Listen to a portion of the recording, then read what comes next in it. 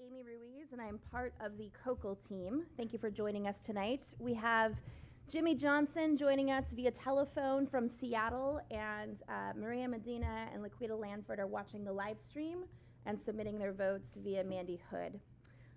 Just a quick update before we begin. The 60-day COAB recess has concluded, and the city is still engaged in negotiations with the parties regarding necessary amendments to the settlement agreement pertaining to community engagement. Until such time any amendments are approved, COAB is resuming operations under the existing terms of the settlement agreement, which include COCL chairing the COAB. Doctors Dennis Rosenbaum and Amy Watson were here earlier this week for the annual status conference and a town hall to take public comment on the draft semi-annual compliance report. They have asked me to step into the chair role tonight so that COAB can meet. My role per the settlement agreement will be to preside over the COAB meeting and take and count votes. With that, I will turn it over to members of the COAB to work through the agenda, which will include opportunities for public comment throughout the evening.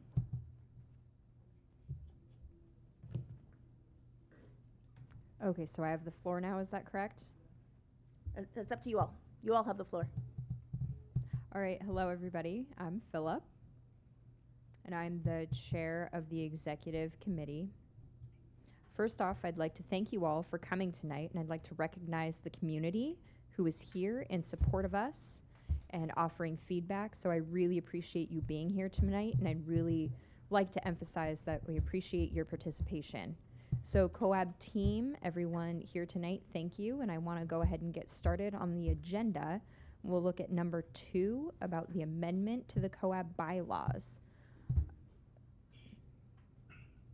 And that's in the parentheses there. Tom can explain more on that because I would like to recognize Tom has done the majority of the work there. So what he's done there is mostly what he has written. Phyllis being kind, I actually did it in collaboration with a number of people, including getting suggestions from the community at large. To put the problem in context, because the city, and it was very clear yesterday from their comments, refuses to fill vacancies. We're left with 8 members out of 15 that should be in our membership.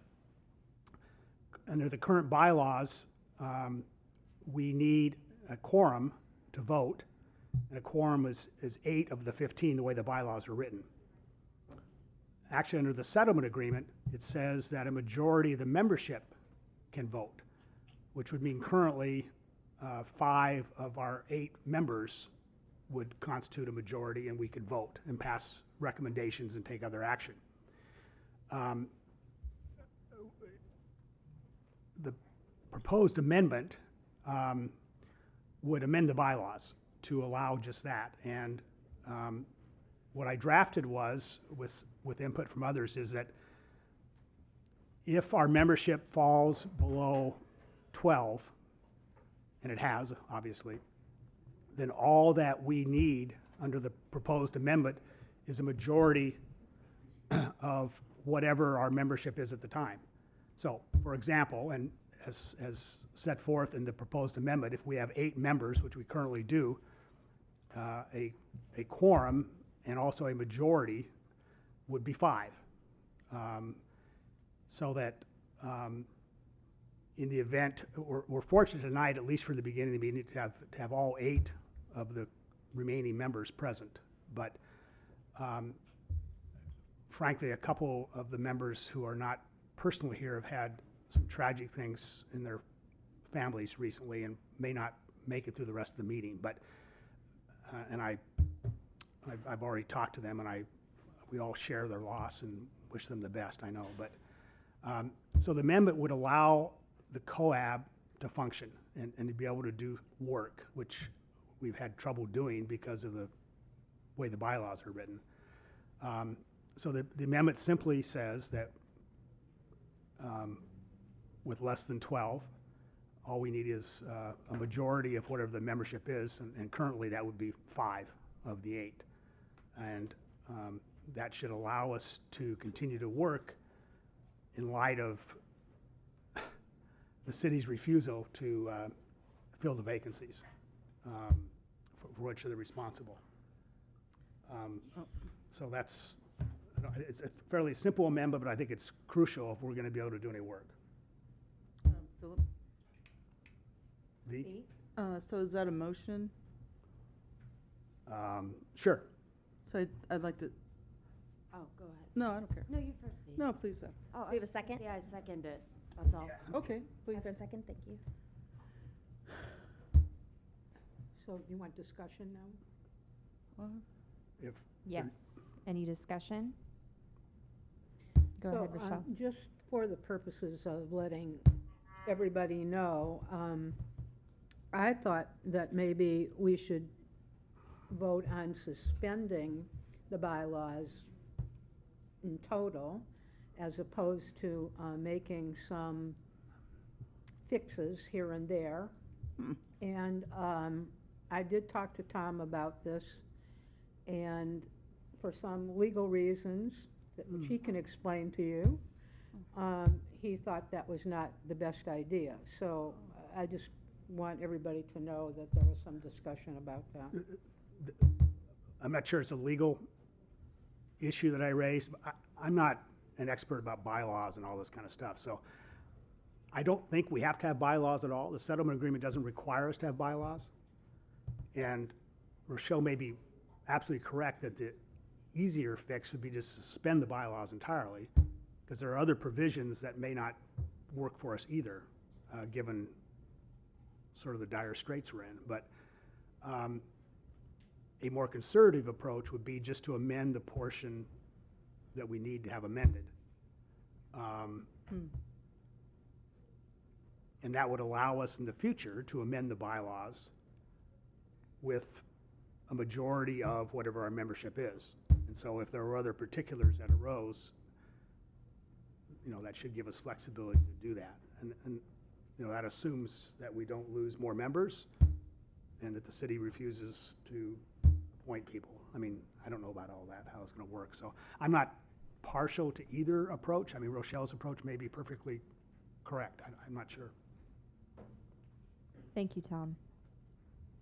It's important while we're discussing this, I would like community participation. So I see Joe had his hand up, if you'd like to comment. Would you use the ahead. microphone I over was here? curious, Tom, has the city taken any position on this at all? Sorry, Joe, could you use a microphone so the live stream can hear you? On? Can you use a microphone so the live stream can hear you? We have one at the table or one standing. Thank you.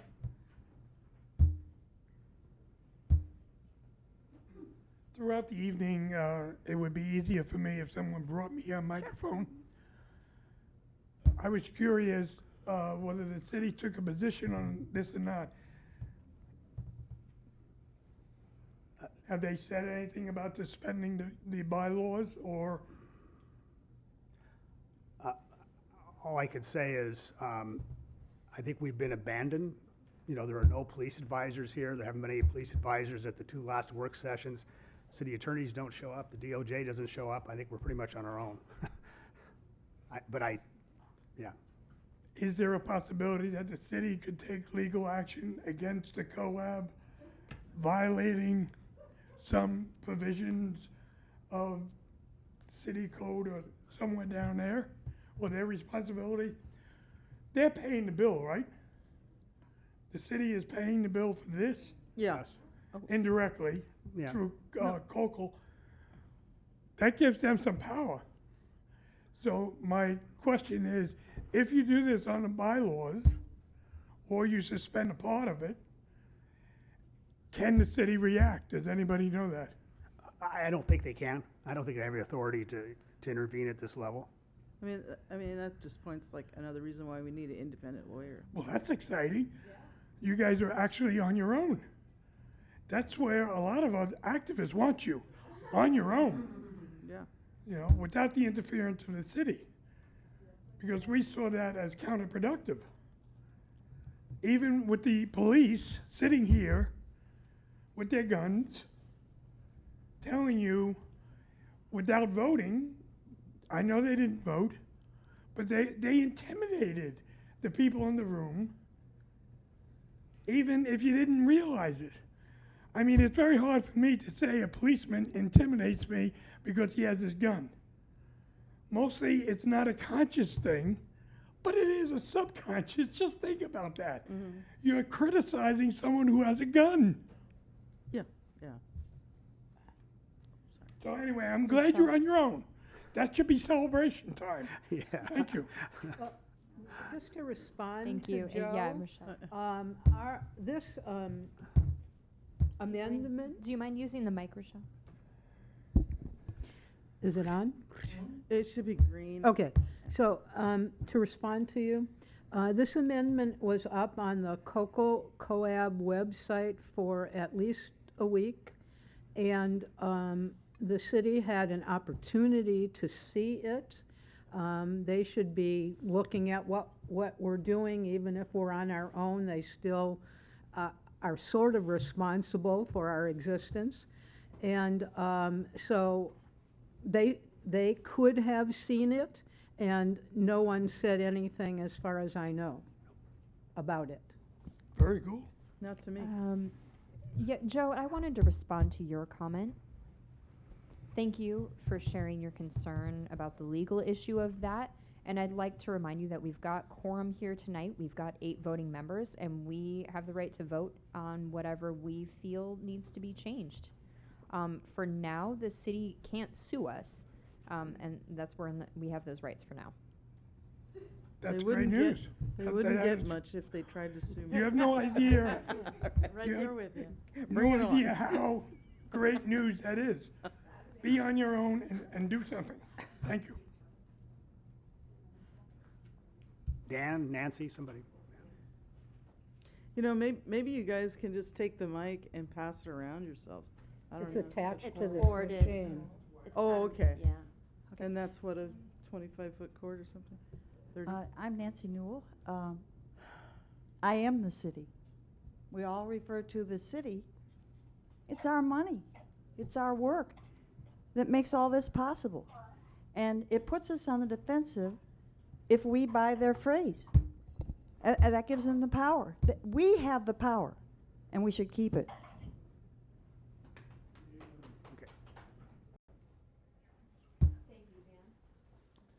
Thanks. Hi, I'm Dan Handelman with Portland Cop Watch, and this amendment that you're proposing is a long time coming and is very valuable, and I want to say that we support it. I think to make it absolutely clear, so that you don't get yourselves into a legal bind, that at the end of the sentences in the existing paragraph that say the one that ends, in no event shall a quorum consist of fewer than 8 voting members, and the one that says, the next sentence that ends, Wait, provided, can you tell me which paragraph you're in? it's the existing paragraph that's on your Okay. sheet here. The second sentence ends with the words fewer than 8 voting members, and the third sentence ends with the words provided that a quorum has been established. So I think in both those places you should add just a phrase that says except as noted below.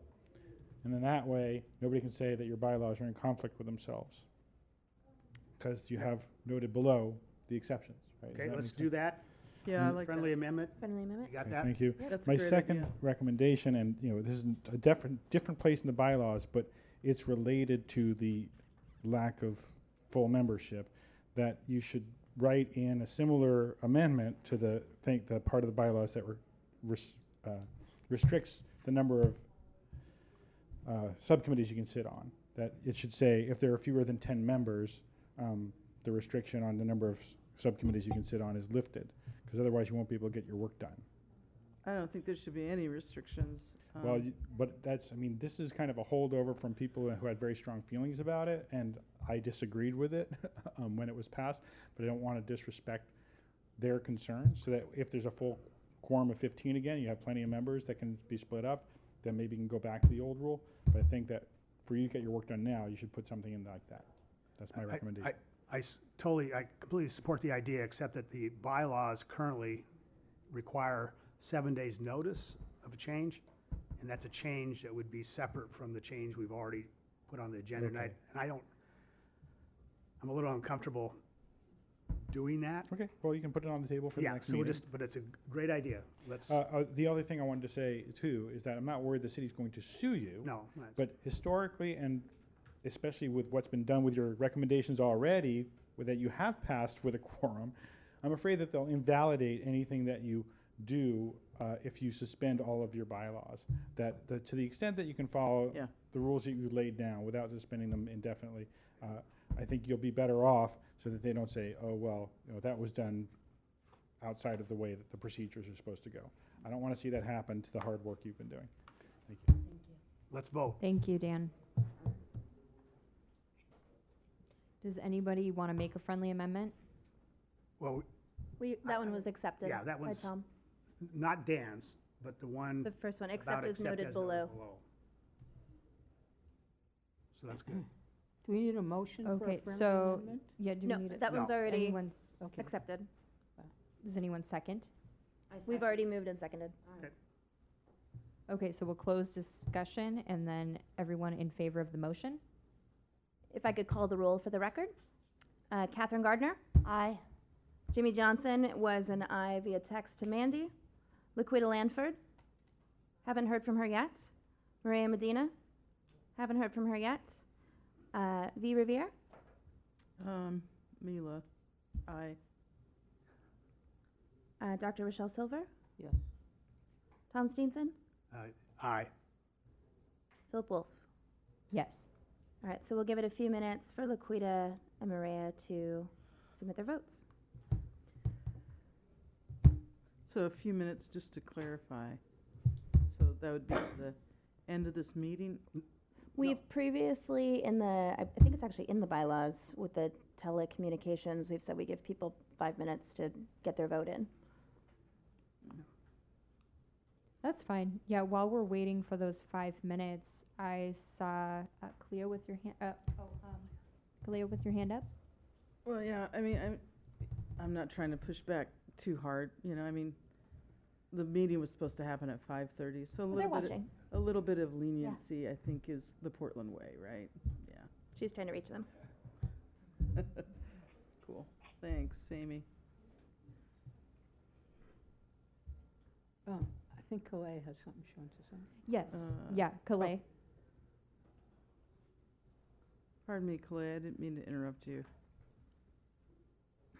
While we're waiting for the vote to come in, one of the things you might be able to do is create a document called Temporary Operating Procedures, and then put whatever amendments that you need to on that document rather than constantly amending the bylaws.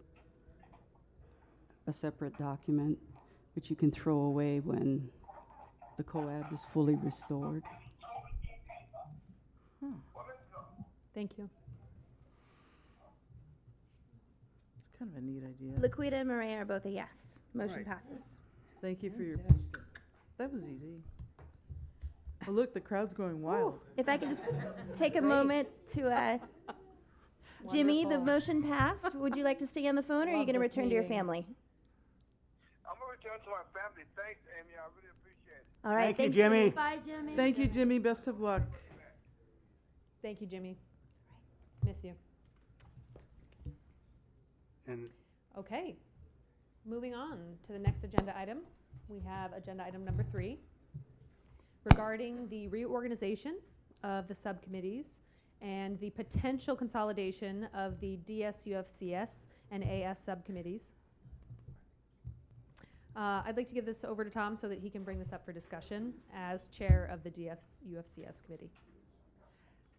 I'm chair of the Data Systems Subcommittee. I'm a member of the Accountability Subcommittee, and actually, we don't have a chair right now because Philip needed to resign to be the chair of the Executive Committee.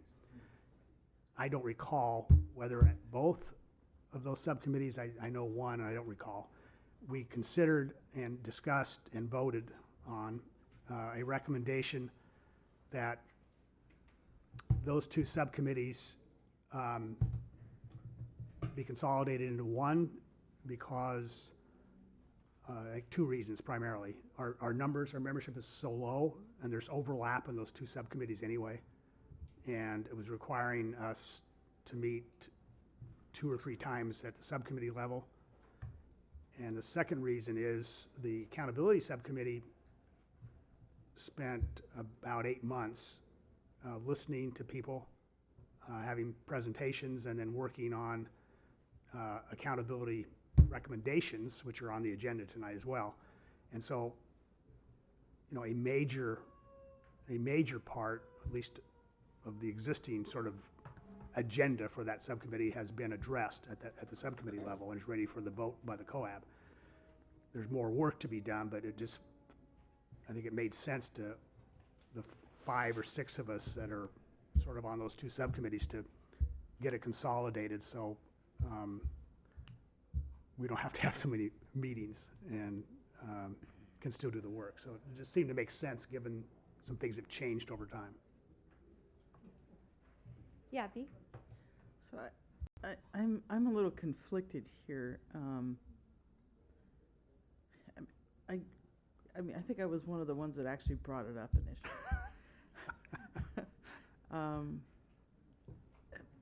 But with everything that's transpired,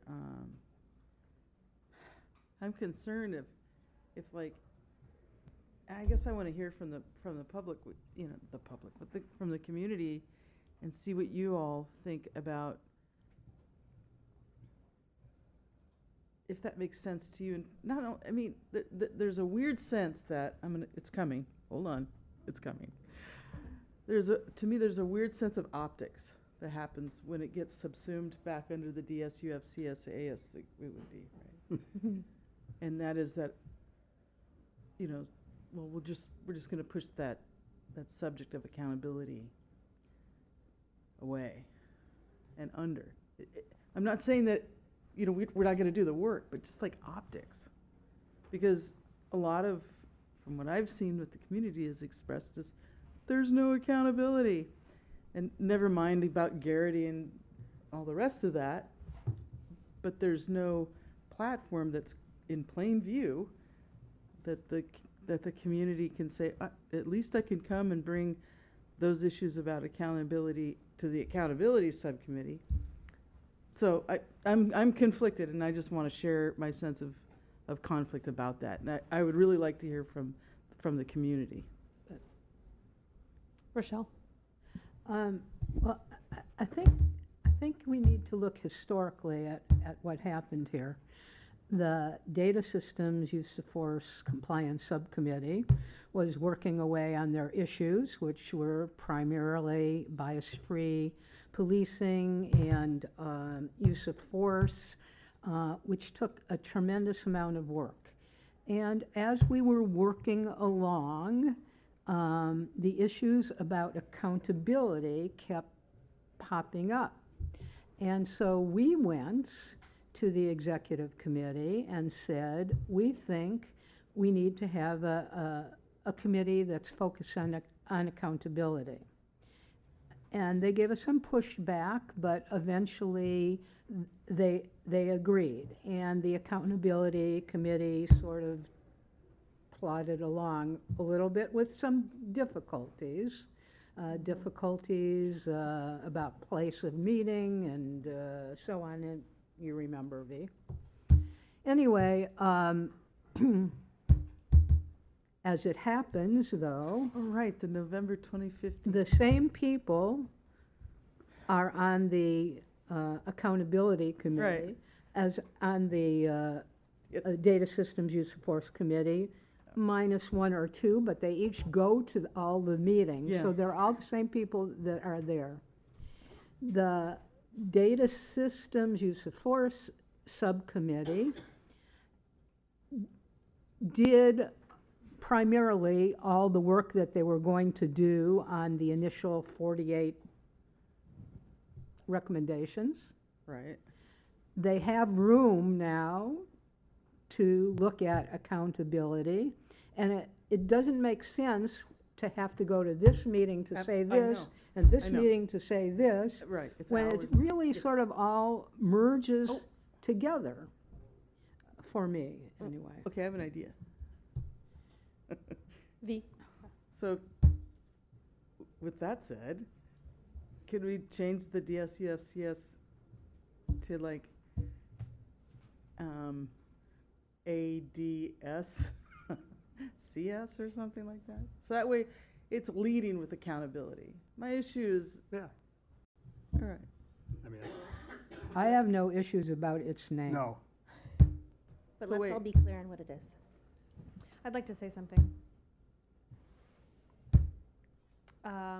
Also, from a budget perspective, Ah, good point. I want to be sensitive to the budget. We need to have all the funding that we can to keep COAB running.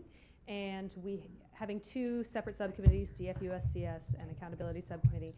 There are also interpreters for both of those that we have to pay for the meetings. Okay, There's yeah. also spaces that we need to book for those. There's also, there might be a limited number of people. Also, they might not be able to vote because there aren't as many people. So if we have all those people in one centralized location at one time a month, it might create for a more lively discussion and be better streamlined. So that's another just perspective to throw out there.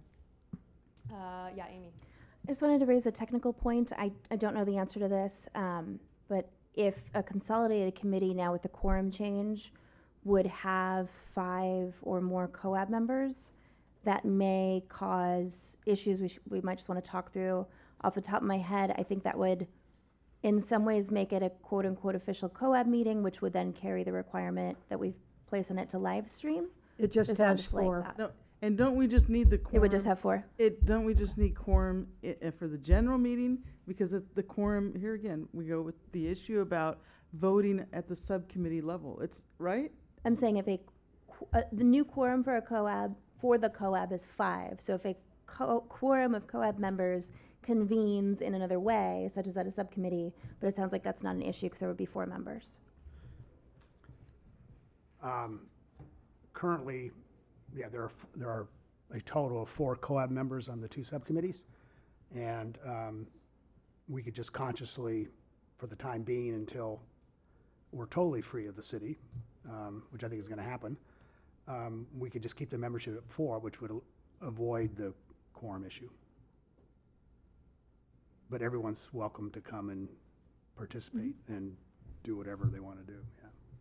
I think Luke. I agree, yeah. And I think it's a friendly. I'm curious what the community thinks. Yeah, Lightning? Did you have something? Luke. Hello, folks. Good to be back. I introduced myself as Luke Skywalker last time. Reverend Luke Walters. I'm happy to share this with you. I hope that you'll accept my humble suggestion, though I'm not part of the board, that it seems now that there's a need for consolidation of subcommittees. And another possible option may be to unite the community affairs and activities with accountability, because when we had that community integration workshop, we recognized that the community also has accountability. So collaboration and accountability is another potential match there. Also, mental health issues is an important one. Data systems is an important one, but there's just not enough numbers right now to cover all of these subcommittees. I would like to continue with that. Rochelle? The Mental Health Committee does have an issue in that both the co-chairs have resigned from the COAB. And so there are only 2 COAB members left, Catherine and me. And at our last Mental Health Crisis Response Subcommittee, we did talk about merging with the community engagement. And prior to that, I did talk to the chair of the community engagement, who is Jimmy, and he was fine with us doing that if we met on the night that they meet at the place that they meet. Well, that presented a little issue, not on the night so much, but they meet in a police station. Yeah, no. And we have issues with some people not wanting to meet in a police station, and some people with lived experiences in particular don't want to meet at a police station. But separate from that, we raised the issue and had a robust discussion. Pat was there, he talked to the issue, other people were there, and the people in the community primarily did not want to merge. They thought that the mental health should stay separate. So for now, that part is off the table. Thank you. That was previous corporation,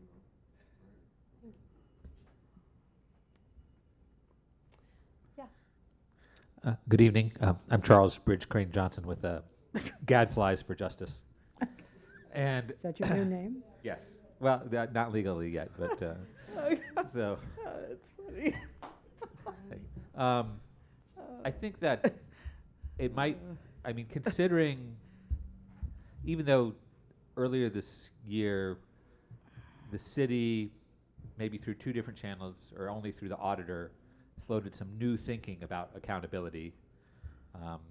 Maybe that thinking has gone down the toilet. I don't know. There doesn't seem to be much progress. But they were going to do some stuff with fold the CRC, the Citizens Review Committee, into some work with the PRB, the Police Review Board. And then just yesterday, this city council brought in about 13 new people to fill the 1 PRB slot that sits on that discipline.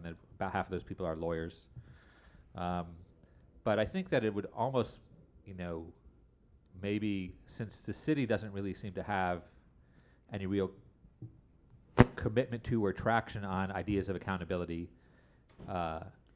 maybe the accountability committee could just be suspended. I mean, I know we believe that we need to have mechanisms to provide, justice for victims of police misconduct. I think that's what the real only issue for the accountability committee is actually that is, hopefully some kind of restorative justice for those people that are harmed and will be harmed by the Portland police. But I think the city has created such a confused environment about accountability with the way they've rushed through the new contract that doesn't really seem to have any changes in accountability there under the new collective bargaining agreement. So I don't know if there's that much, if maybe with the reduced size of the COAB,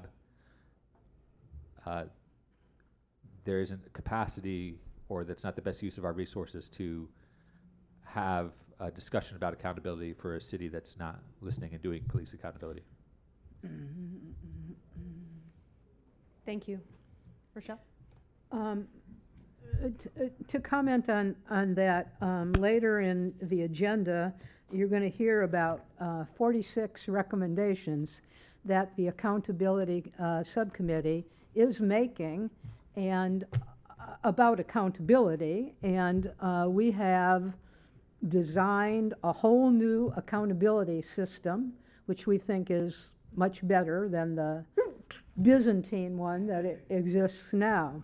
But the city, although they didn't go through with the recommendations by the auditor, they haven't forgotten about it, and they have now created a stakeholders group. No COAB member, I believe, is on there, but Dan Handelman is on there, and Debbie Iona is on that stakeholders group, and they are looking to address some specific things, I think, related to the size of the panel of the CRC hearing appeals, and whether there should or should not be public testimony.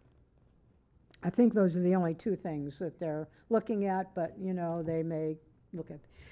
Also, if you just blink a little, they're going to put something in. So I think you have to be on your toes all the time.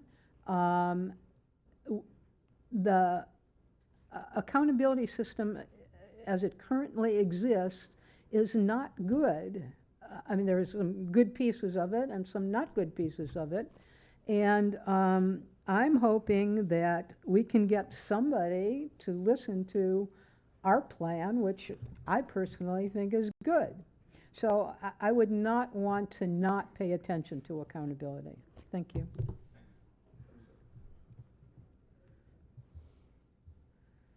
Yeah, Pat? Hi, I'm Pat Adams, concerned citizen. I'd like to kind of sign up with what V was talking about.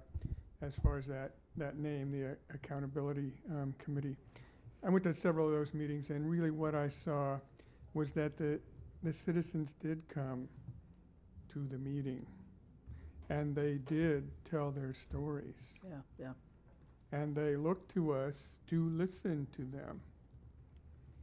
And so what I saw in that committee that I didn't see elsewhere is there was a time where it was not about the people on the committee. Right, It right. was about the citizens having a place to say what happened. And so I think that's very important. In fact, I think it's strategic because as the city closes off to the citizens, there's an opportunity for us to open up to the citizens. And so in that point, what I'd like to say is, first of all, the accountability should be there. Accountability, whatever we call it, committee. And the focus needs to be not on the business, not so much on the details or okay, but it has to have a significant focus of listening to the citizen. I have a question, Pat. So what do you think about leading the subcommittee name with accountability? You know, because there's the DSUSCS, you know. Right. Personally, I think it just needs to say accountability. As soon as you have data systems and Yeah, stuff, yeah. it gets confusing, it gets diluted, and it also then, Okay. at the board level, or the people who do the member, they kind of think, oh, I ought to be doing systems work. And to me, this is a committee that ought to be doing citizen listening. Love it, love it, love it. So, I'm sorry.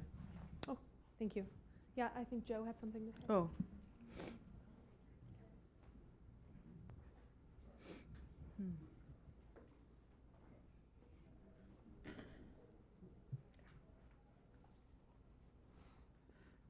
Accountability is your entire essence. All right. Yeah. The reason that you exist is for a citizen to come and say, V, this is what Joe." happened to me. Yeah. I met this police officer, good, bad, whatever, and Right. tell you their story. But there's a second part to that. They want something done. Well, yeah. They do not want to run around and fill out forms. They want to say, V, do something. Do you have the power to do it? I don't know. I don't really know if this group has the power to do anything except recommend. That has to change. You have to change that where you absolutely have power to say, okay, Joe, I got your story and I'm going to do something about it and I'll call you in a week and tell you what I did. Right. So, We would celebrate that. so Joe, can I respond to you? Sure. So I think that power happens. So the way I view power is that it happens in the relations. So it happens between people. And so for me, in terms of the accountability subcommittee and getting and allowing and striving for this place for the community to have the social platform, right? It happens through that process of relationship building and listening and hearing and then coming back. You know, like if you come and you tell me a story and then I say, oh, okay, well, when I look at the accountability system as it is right now, it looks like these needs aren't getting met. How can I bridge those two different systems in a way that makes sense and that is acceptable and welcoming for community members, right? And then to then come back after I've formulated some ideas based on that information, come back to the community members and say, hey, what do you think about that? Well, it looks good this way. How about if we tweak it that way and move on, i.e. the process of that. So i.e. I like your points. But the key to your argument is that whoever presented you the story, like say you and I are Right. doing this, you have to satisfy me. Absolutely. No, that's why You I know, said, that's why I so- said your needs. Yeah. Yeah. I mean, right. but that's the piece that's always missing. It's we have places to come to tell our stories, but nothing happens. And if we go to IPR, it would take a year. I mean, if there was a serious incident and we filed a formal complaint, it could take a year. Right. So that's a system that is set up for failure. Okay, I can't wait to get through these. I'm looking So forward it's up to you guys, for Joe to come and say, do something. You Well, know, do something. Yeah, And let me know. Yeah, couple comments. The COAB is transitory. I mean, we're not quite dead, but eventually we're going to expire under the settlement agreement. And we are never going to get any authority as a community oversight advisory board to actually make changes. I mean, we're not going to get to do that. It's not going to happen. And so all we can do is advise. And I think what people at the national level, and we know from our local experience, agree with, is that the failure of community advisory groups, whatever their titles are, is that they don't have any authority. And that's why they don't get much done, because as either you, I think you might have said it yesterday at the status conference, is the people with the power, they don't want to give it up, and they're not going to. So the COAB has real limitations, but what we are hoping to do through our accountability recommendations is to change the existing system to give more actual authority to community groups and a police auditor and you know, to put a better system in place. I'm not sure it's completely responsive or satisfactory to what, you know, you may think or others may think, but we've worked pretty hard at trying to put together something that we think might work. But in the short run, to get back to the question, I don't care whether the subcommittee is simply the accountability subcommittee. I think the point is correct that that's what we're about. Okay. And we can do the work that we do, and if that's more helpful to have that, the name and the focus, I don't care personally. It doesn't make a difference to me. Okay, so I don't lose this, because one of the things you said intrigued me. So you see your battle as creating some organization outside of the COAB to have power. Yeah, Yeah, I mean, exactly. And somebody yesterday at the status conference, it was either the DOJ or one of the lawyers that got to talk a lot more than the COAB got to talk, said something about creating a platform. And what they were talking about was an ongoing accountability platform, or whatever you want to use the term as. And I guess what I'm afraid of is somebody coming here, a citizen, and feeling that something's going to happen. Well, yeah. See, I mean, you know, we're all fighting this battle together, and we understand what's going on internally, but the citizens that we really want here, I mean, I don't want Joe Walsh here. I want Sue Smith here. Yeah. Because she's got a real problem and she doesn't have an agenda. Yeah. You know, Or that's what you Antonio want here. You want to Vargas. hear from the citizens, but they have to feel like something's going to happen, and you got to tell them and be honest with them. Okay, here's what we can do, and here's what we can't do. And if you lead them to believe that this group has power, then you're going to mislead them. You really need to say, we are kind of a funnel of information to the other agencies. That's what we are. We give them information and we give them recommendations. That's what we can do. But I don't get that feeling. This looks like a very powerful group. I look around this group and I see some very powerful people here. So think about that. The image of somebody walking in, seeing this group, thinking something's going to happen, and it's not. But you have a good start. You're independent. Go. Thank you, Joe. Rochelle, and then we'll take it back to Mr. Skywalker. I don't know that we've ever misled anybody about whether we have power. I mean, I think every opportunity to talk about that, we've said we don't have any power. But whether you have immediate power or not may not be the total question, because there are organizations like Cop Watch or League of Women Voters who have been after these issues for a very, very long time. And they don't really have any power either.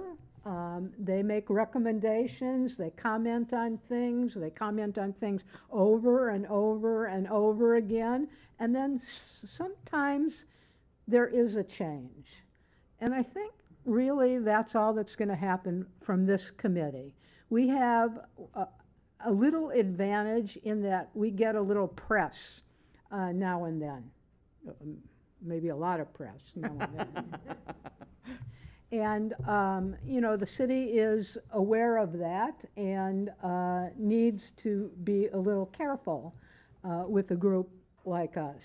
But other than that, I think we're in the same status as Cop Watch and League of Women Voters and the CRC and other organizations that are working diligently to affect police reform. If I may. Yeah, well, I wanted Luke to go, and Oh, then okay. do you mind if we pass it back to you after? Yeah, Luke Skywalker? Yeah, I was just going to say that it's all. I think when we use that word power, that we need to be very cognizant of what that means, implies, because there's different kinds of power and how they influence different people when it's used in different ways, either strategically or tactically or relationally, has its impact.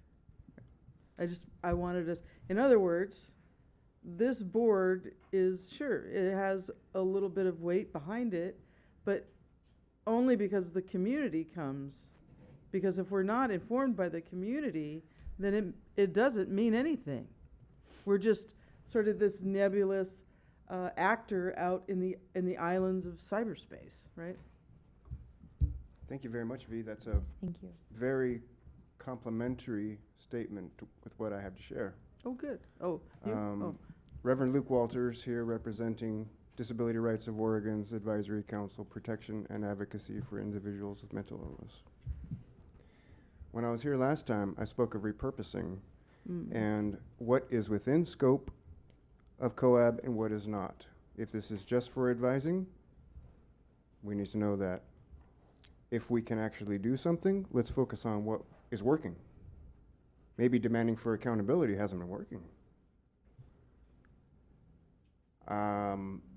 And another thing I wanted to mention was that I spoke of this Luke Skywalker thing for a reason.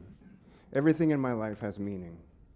When I spoke last time I was present about the community policing, what the community can be doing, and Ann Casper said, actually, something more like trauma-informed care nursing, you know?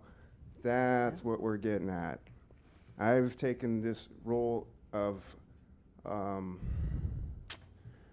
this power. Another word for it was the force. You know, we do have a responsibility, and people look to us for change because we can. And it may be that we can engage with the community, set up these trauma-informed care specialist teams like the government provides, but by the peer community. Mm-hmm. Oh, absolutely. Exactly. Yeah, yeah. And we can reinvigorate the peoples. Yeah, yeah. And that is I support you 100%. much more than just advisory. Yeah. And when we had that link last time, you said, yes, Yeah. the community is definitely within scope. Yeah, Thank you. Yeah. Can I make a motion to? There's more discussion. Oh, I'm sorry.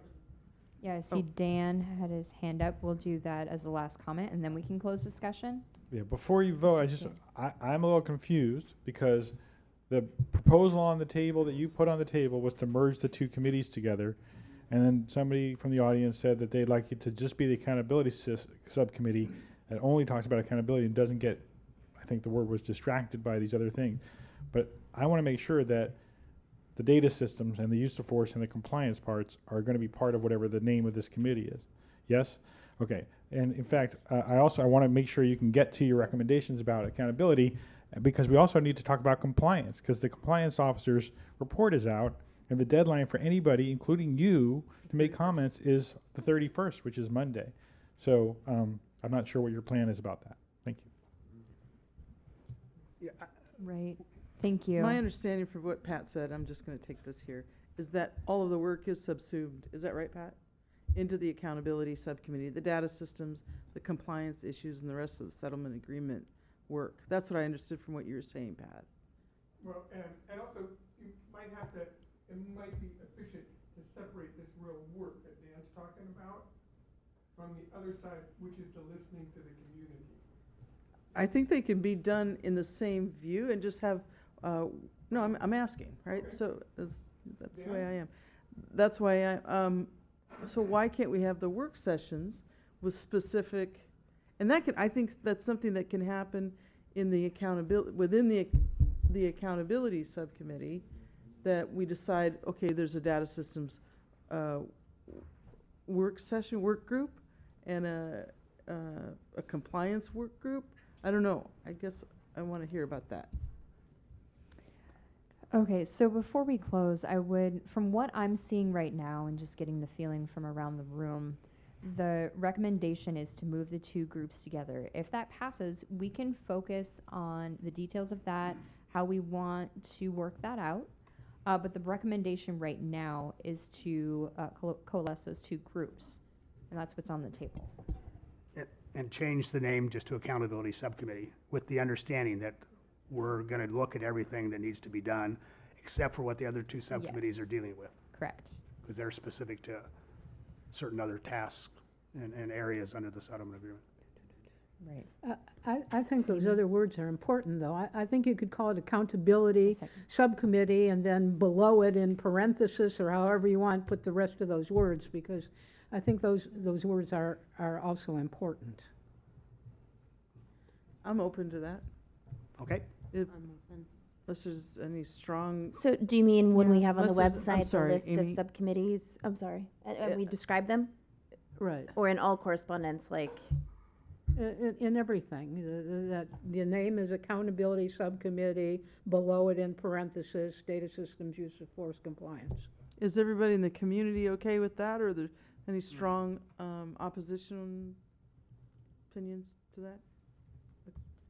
Yeah, all right. I'm for that. I'll second that. That was a motion. Okay, are we ready for the roll call then? sorry, that was a motion on the entire, I don't know that we have a motion on the entire change. Was that you? I can make that Okay, motion. Thanks. You can write it wherever you want. V is the second. Great. Ready to vote? All Are right. we good? Yeah, we can do roll call. Gardner? Yes. Lanford? Medina? She's gone, okay. Is Maria still watching? Maria's not watching. Laquita, I think, still is, and I'm waiting to hear. Got it, okay. Revere? Yep. Silver? Yes. Steenson? Yes. Wolf? Yes.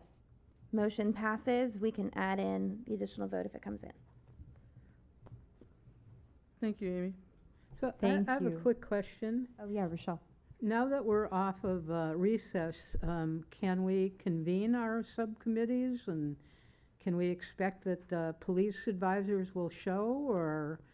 And the reason I ask that is right before we went on recess, Catherine and I, with Lieutenant Hager, planned a mental health subcommittee where she was going to bring the behavioral health unit and give us a presentation. Well, that's what's on our agenda, that's what we agreed to do, but I don't know if we can go forward with that, or. Oh, we can. Do you know, Amy, why don't know. the police are not here? I don't have any info on that. No. Can we get a check on that? Can What? you check? Sure. No, we can start scheduling subcommittee meetings. There's no issue Thank you. about that. Mhm. Yeah. That would be good to make sure that they know they're invited to participate. Okay, well, Catherine and I will be in touch with Lieutenant Hager about this. Okay, and then Amy, you. would you be willing to contact whoever needs to be contacted, so That way there's sort of a, Find out if there's a general yeah, operating yeah, procedure. Yep. thank you. Yeah, we can contact them ourselves. I mean, we've got the authority, the power to do that, to talk with them directly. Okay, are we ready to move on with the next item on the agenda? I believe it's number 4.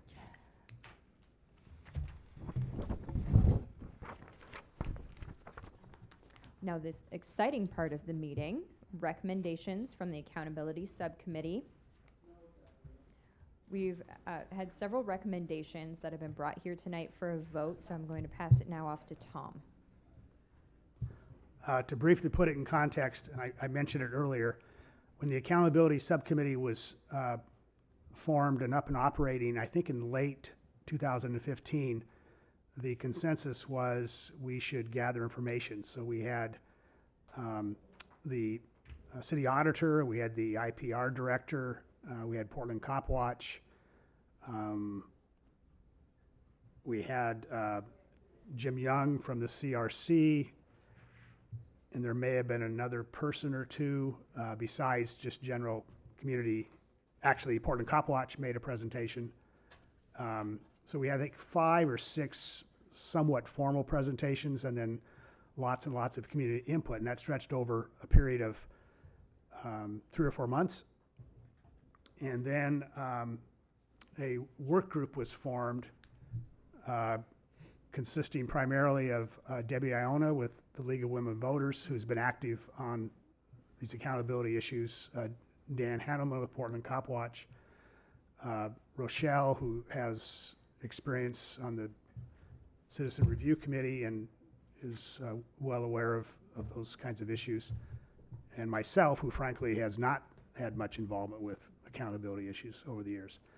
So the 4 of us looked at systems in other places, including Denver, San Francisco, there might have been a third one, Chicago, yes, Chicago. We did not have the benefit of like the acronym, I can't remember all the actual name, but NACOL's analysis of accountability systems, which has come out in the last 3 weeks or so, I think, and I haven't looked at it. So we tried to look at what were best practices or existing systems in other places, and looking at what the systems are here, and tried to come up with a pretty comprehensive approach to accountability. The overview of it is the Accountability Subcommittee thinks that the IPR should have the authority to investigate all community-based complaints as opposed to the current system. And another major change would be to put in place a police auditor. And this sort of addresses the ongoing nature of accountability, because again, we're transitory, the COAB, and stakeholder groups get they get set up from time to time on whatever whim might be in somebody's mind, or whatever the politics might be at the time. But the idea being that there would be an actual position known as the police auditor, much more, dedicated, as opposed to the current city auditor, who from time to time, but not very often, looks at accountability issues.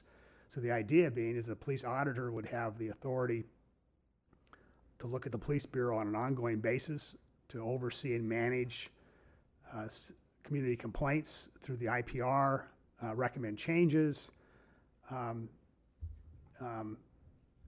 have much more authority than currently exists and is being exercised by anybody else in the city.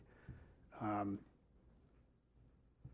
don't think what we have designed gives authority, absolute authority to require things. I don't think that's what we're recommending, but it sets up as much auditing and control as possible. And it also makes it very clear that there will be a place for citizens as well to continue through the CRC to have input and make their concerns known and contribute to that process of accountability. So that's kind of a general overview. I may have left something out, but that I can recall right now. But Rochelle. One of the problems with the current accountability system is there's a piece of it here, a piece of it there, a piece of it somewhere else. Right now, the Police Internal Affairs has a piece of it, and the Police Review Board has a piece of this. In the system that we've designed, we are eliminating those things, and it would be an all-civilian operated accountability system. Internal Affairs would not be doing any investigations. All the investigations would be done by civilians in the IPR. The Police Review Board, if it continued to exist, would just be looking at totally police-related issues, like if a policeman didn't come to work to explain something to us, if we disagreed with what they explained, and we could vote and they couldn't, it didn't help anything. So I would be... But your answer is to exclude them totally. That's right, because I don't think it would be helpful to have, you know, them sitting there for some explanation, but not, but feeling outnumbered by civilians. The second thing is, I'm a, I don't want to belabor this because not everybody was there, but both you and I were there last night, Joe, at a CRC meeting. And what we heard was the police chief defending things that were clearly unprofessional to anybody. A child could have figured that out, that the cops behaved unprofessionally. And I think that it's time where we don't have to sit and listen to them defend everything that they do because they have the badge and the gun and the vest and the other things and the authority. Because they will defend everything that they do. And it doesn't work for me. I'm aware of that, Tom. However, I think you know me well enough to say, why is he uncomfortable with this? And I am. I'm uncomfortable with it. And maybe I'm not good enough to put it into really good words to convince you, but just my history of fighting with the police department and accountability gives me the credibility to say, hey folks, I'm uncomfortable with this because, I can't put it into words because I don't want to be in the position to defend the police department. All right, it's almost like defending Hillary Clinton. Don't want to do it. You know? Go Hillary. Point of order, Mr. Chairman. Point of order. May I ask this question? Will the professional standards be left intact within the Police Bureau, and will they be examining what the police do, and will they be making recommendations to the chief to exonerate the police? We did not touch the professional standards. That's where it's going to happen. They will defend themselves. Okay. I thought you'd agree. Charles Bridge Crane Johnson, Gadflies Against Exclusion. Thank you, And- Clay. Sorry, Charles. And I think that perhaps what, I think maybe Mr. Walsh, I don't want to put words in his mouth, but I think it's maybe coming from two places. One, as I just mentioned, exclusion. We're not assholes. We don't like to see people not included.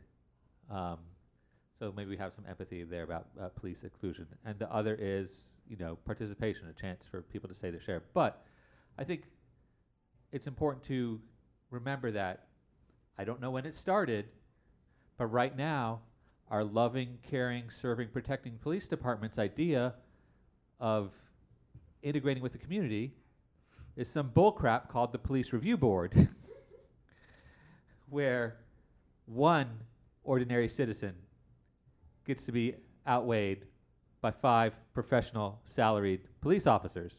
Now, arguably, among those police officers, there's an adversarial role.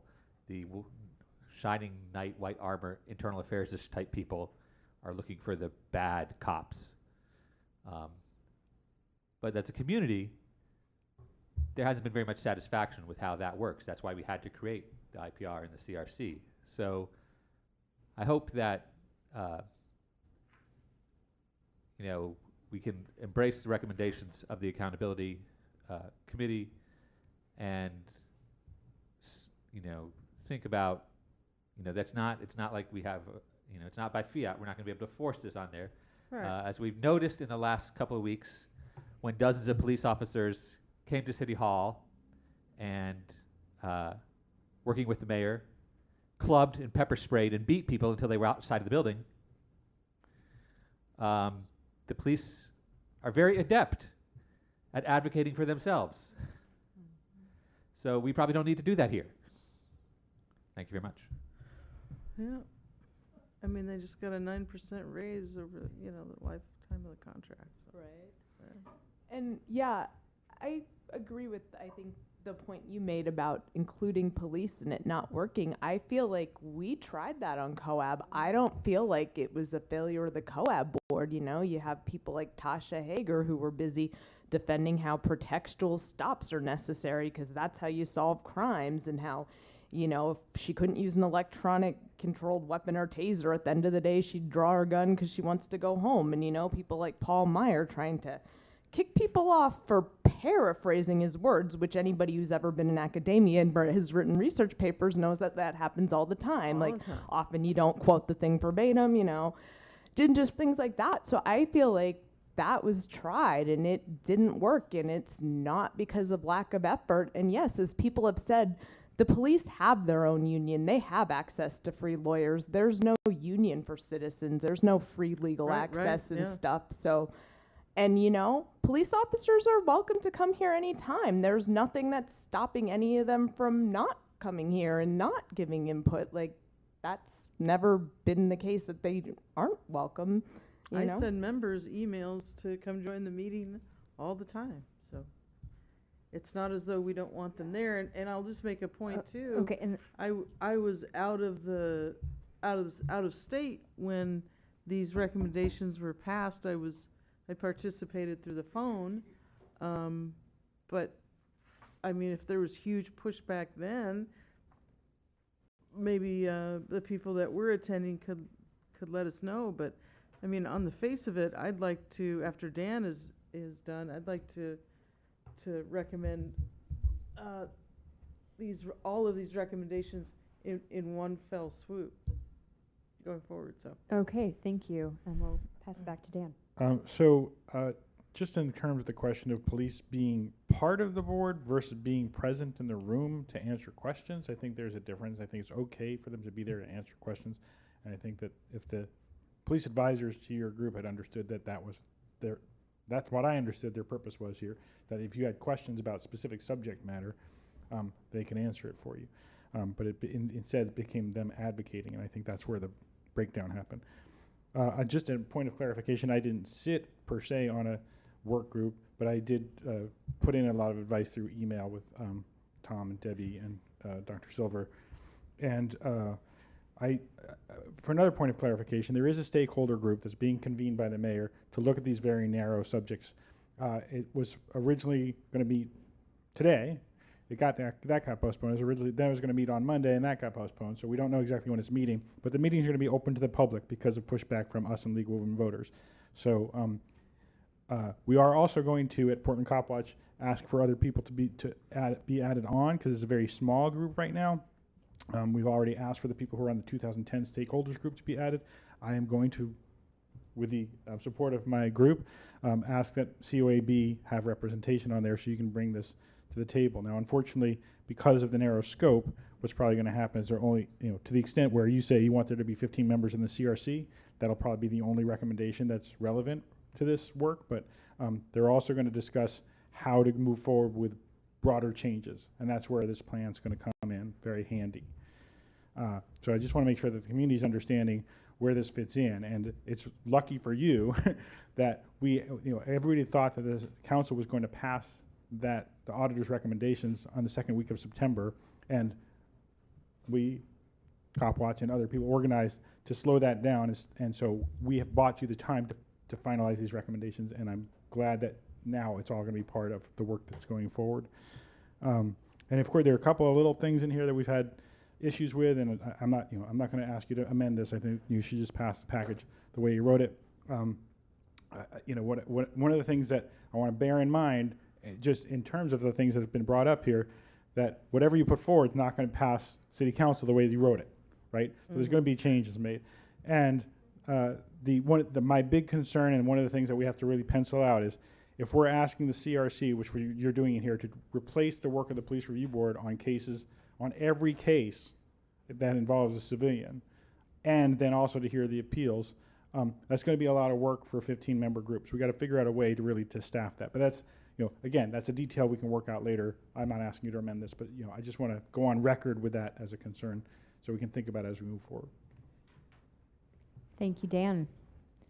So I'd like to go back to the COAB members if there's one or two comments before we wrap up our discussion. Is there any more discussion that you wanted to have? I'd like to make a motion to pass the package. Oh, great. Second. Thank you. Okay, Grab roll that call, one. Amy? Gardner, Yes. Johnson, Lanford, Medina, Riviere, Yes. Yes. Silver, Yes. Steenson, Yes. Wolf, Yes. and that passes. If we hear from, do we still have anybody on the phone? Okay. We will update if that changes. Thank you to the League of Women Voters, Portland CopWatch, all the other people that made that happen. Great. This meeting has gone on wonderfully. Everyone's done great work here.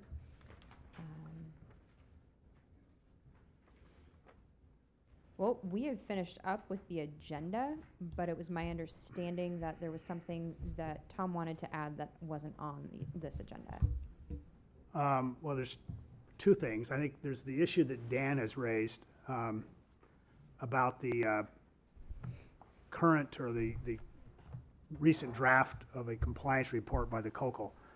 Under the settlement agreement, the COCO is required to present that report to the COAB, which they did not do.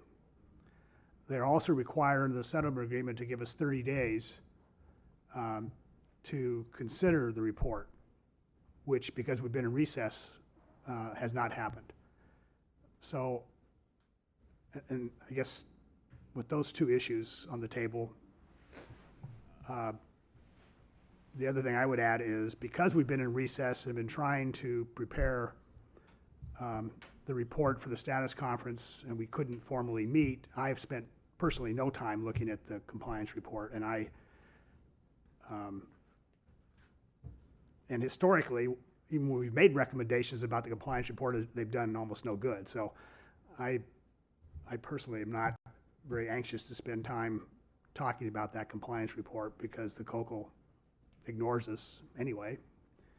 But that's just my opinion. The other issue that Philip or somebody was alluding to is the Data Systems Subcommittee passed a training recommendation, and we didn't get it on the formal agenda. It is, I think, in the package. It is. Is that the bias-free? No. Oh. And I'm happy to vote on it. I mean, to have it discussed and voted on. What the subcommittee did, looking at training issues, as sort of a starting point, was to look at how to put a training system together for the Bureau that had some sort of comprehensive system involved, because historically, and the DOJ and the COCO have recognized it, is they sort of do a patchwork approach to training. So if there's a incident that occurs, that becomes something they train on. And then they'll train on something, but they won't train new officers on it. And then they forget to train on something. So the bottom line is the training becomes kind of a patchwork. And not to say that some of it isn't good, but some of it isn't good, and some of it isn't very thorough in terms of any kind of a systemic approach. So we looked around and we found, for example, in a couple different places, including Seattle, and it was approved by the DOJ up there, an instructional system that is very comprehensive. Rochelle, to her credit, actually read the entire Seattle system, and it's 300 or 400 pages long. And the Bureau has, very little. And it is not anything close to approximating what Seattle had. So our subcommittee developed and then passed a recommendation for the full COAB to consider about that. But Rochelle is the person really to talk about it. Yeah, Rochelle, please. Well, first, regarding the compliance report, when it came out, the COCO did send it to all of us COAB members, and said that something like, I know you're on recess and you can't do anything, but you can comment as individual members, and we invite you to do that. So some people may have done that. I don't know for sure. But using not only their report, but the DOJ's, I don't know what to call that report, half-yearly report, yearly report, you will see in there that there are a lot of issues regarding training. And some of them have to do with this patchwork kind of thing that Tom was talking about.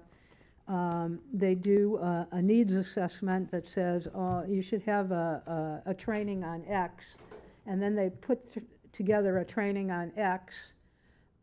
They don't evaluate the training, and they don't evaluate the trainees after they've given them the training to know if they learned anything and are doing anything differently. And I think you'll find that throughout the both reports. Because of those reasons and other reasons, we looked around for a system that would work better, and we found this system that Seattle uses. And I might say, although some people might not like this, the military uses this same system. And it has a methodology not only to evaluate the training materials, but in the training materials, no matter what the course is, there is a question that needs to be answered as to how this works for the community. And if you were the cop involved with whatever issue the training is talking about, would you behave differently if you were dealing with a person in the West Hills or you were dealing with a person on 82nd and Division? Right, I just made that up. I don't know if those are two different neighborhoods, but I think they are. And it also evaluates the trainees and makes sure that they understand and can perform the things that they were trained to understand and perform. It also has a system where if the trainee doesn't get the material, there is a whole procedure for retraining them, either with the same program or some additional program, and evaluating them. I mean, you'd have to do something really egregious not to pass, because there's no evaluation. Now, the Portland police have married themselves to this thing called the Kirkpatrick system, which asks 4 questions. I don't have them in front of me, so I can't tell you what they are. But it's not a sufficient evaluation tool, and the way that they're using it, they don't really look at the data they have anyway. And Right. So we really liked this system that is working in Seattle and other places, and we are recommending that the Portland Police Bureau adopt this system. It's a system of education. Rochelle, are you making a motion on that? I'm sorry? Are you making a motion? I didn't make a motion. I could, yeah. I'll make the I motion. would Wait, encourage. did we have this on our website for the number of days we need to? It doesn't have to be on the website. It for any doesn't. particular number of days. It was posted. Oh, it was posted. Yeah. Yeah, it's been Okay, I read so it weeks ago. I make a motion that we adopt the recommendation that the Portland Police Bureau should develop and implement an ISDM system of training, instructional system design model. Any seconds? I second. Okay, any discussion? I'd like to pass it to the community so they would have an opportunity to discuss this motion. Anyone from the community who would like to speak? Katie? Yeah, I guess I'm glad you guys are doing something, because I didn't realize that they didn't even really have a way to track who did training or what and stuff. And then I guess having worked at like multiple places that were cross country, it's like the place now when we have they have like some kind of system where everybody has to sign in, and when it's a mandatory training, it automatically goes to it, and you have to take a test, and if you don't pass it, you have to keep, So it seems like there should, be easy ways, like you said, for them to track it. It's not a matter of that just doesn't exist. But yeah, that is kind of troubling to learn that they don't have any tests, and they don't know who took training, and they don't have Yeah. any way of putting like a requirement bureau-wide. Like that just, wow. They do know who took training. I Oh. mean, they have sign-ins. They just and don't can have track. anything they do about it. They don't Okay. evaluate. All right, you don't get them some more things saying you have to do your IT training within this many days or your computer access goes on. Okay, I see. All right. Well, I'm glad they are looking at something different then, because if they don't even have a way to keep them accountable for training, then I don't know how you would for anything else. And training's a huge deal. Yeah. Thank you. Yeah. Kalea. I did a printout of the Seattle training document. It's huge. And I read it, and what it is it's integrated, which Portland doesn't seem to want to integrate information.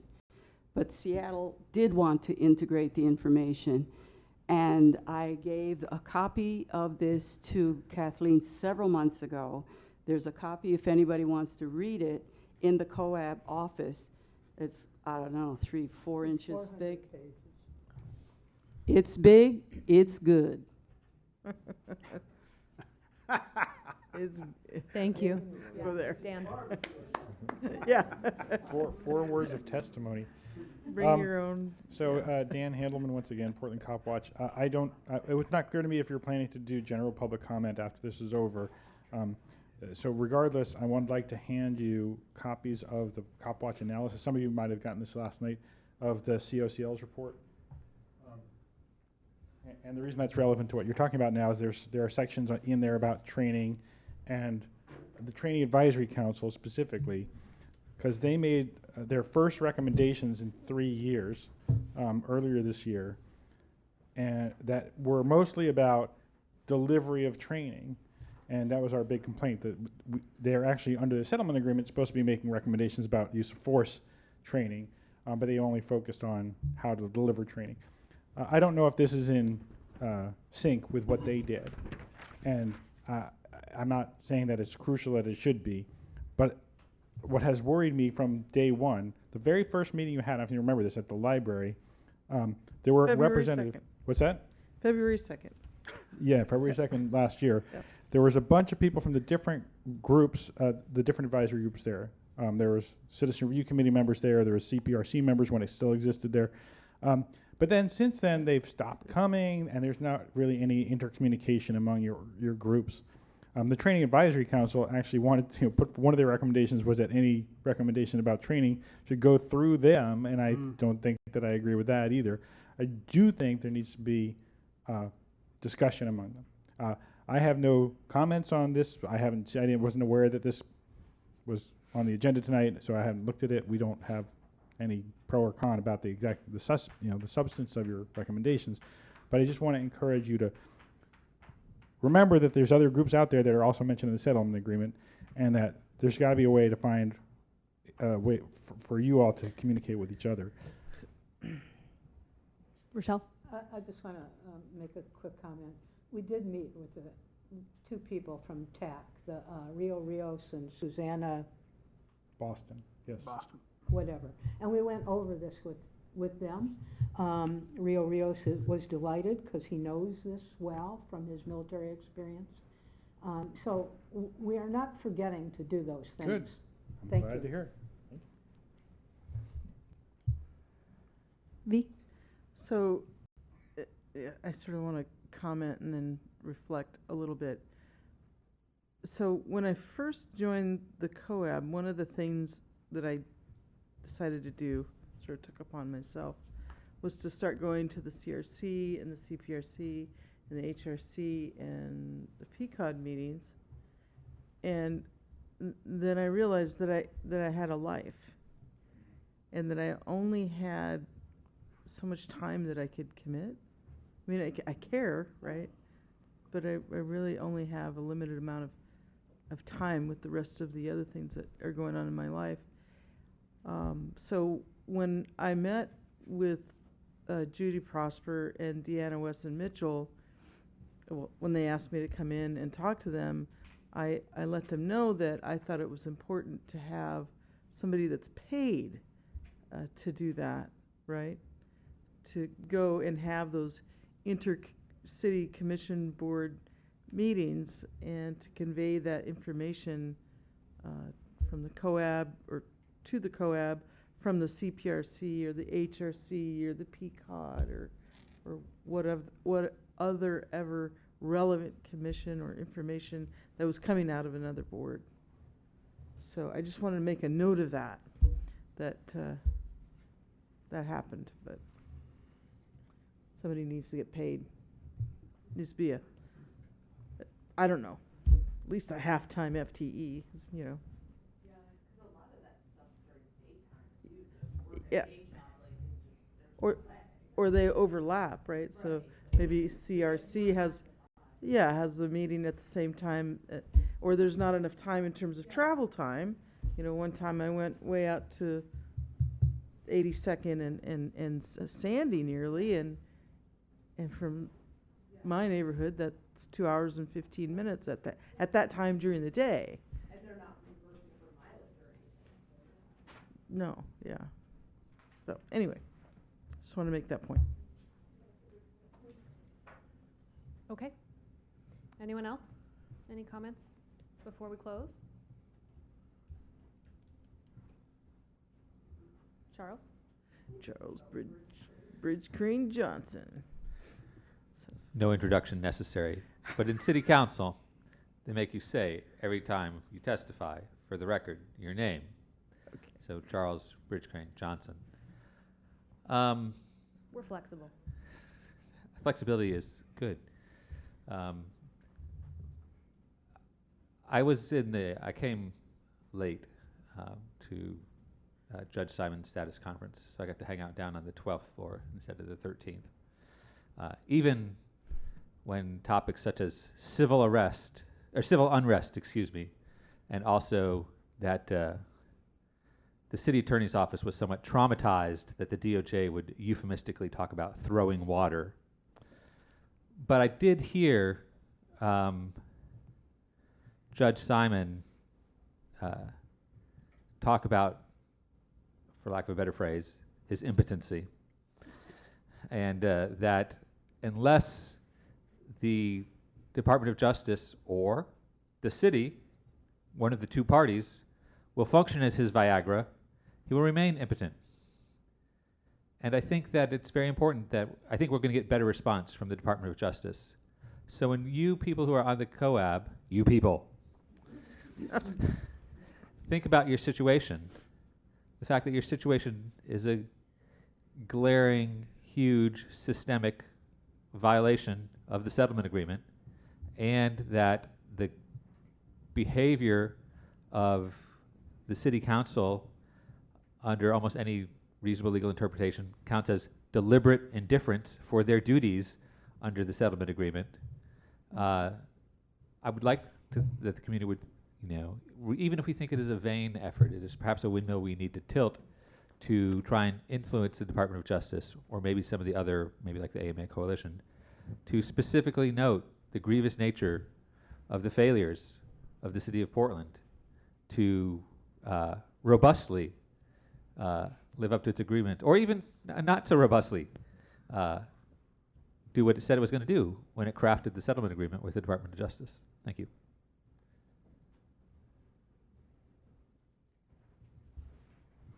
All right. Are Tom? we ready, before we go to general comments, are we ready for a vote on this? Yes. Yeah. All right, ready? Yeah? Gardner? Yes. Johnson? Lanford? Medina? Riviere? Aye. Silver? Aye. Steenson? Aye. Wolf? Aye. Motion passes, sorry. Fantastic. Thank you. I was waiting for that. All right. Yeah, Rochelle. Before we move to general public comment, we have some organizing to think about, like how often we're going to meet and for how long and those kinds of things. I don't know if anybody has given consideration to that. And I was going to add, it would be helpful, since we didn't have an executive committee meeting, if there was some thinking here about your next agenda. I'm sorry? If there was some thinking here about your next agenda. And I'm working on setting an agenda Great. for the next executive committee, and I'm just not sure which date we should put down, because the holidays are coming, and it's November, so there's some consideration about that. Oh, I was thinking if there's going to be a co-op meeting on, I think the date's November 11th? Ew. On Armistice Day? 10th, sorry. Yeah, also, yeah. Well, I'm thinking for right now, maybe we only need to meet once a month. I would agree. Because there are not very many of us, and there's a lot of work to be done in the interim Yeah. periods, and I don't know that we can get work done and agenda out more often than once a month.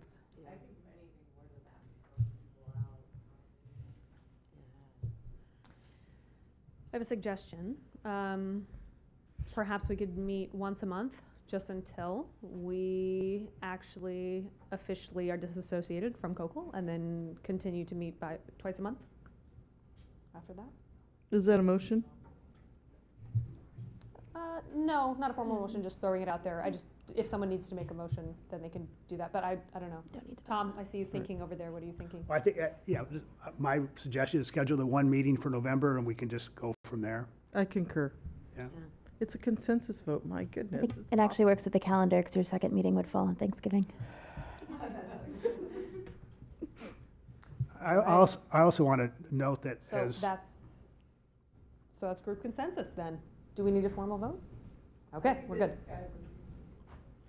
I also just want to comment, to follow up what I tried to say yesterday to the judge, and that is that without the influence of the COCL, the COAB is, I think, quite capable, and any other word you want to attach to it, of having meetings and interacting with the public and getting along and disagreeing, but, Yep, you we know, can get it up. making progress, and so, feels good, yeah. And no one's going to jail, You or know- going home. Yes, V? So that was one of the points I think that I brought up in an email in terms of an agenda of thinking about, thinking about some sort of mechanism for when and if a community member has a complaint, to create a mechanism that takes care of that in a humane and caring way, instead of having people arrested, deal with the issue. So I guess maybe what I'm proposing is maybe a couple of community members will want to work with me in a work group and come up with an idea about how they want that to look like, what they think would be fair and representative and would help to resolve the issue. So I don't know about how the rest of the board feels about that. I would, of course, enjoy heading that kind of a project.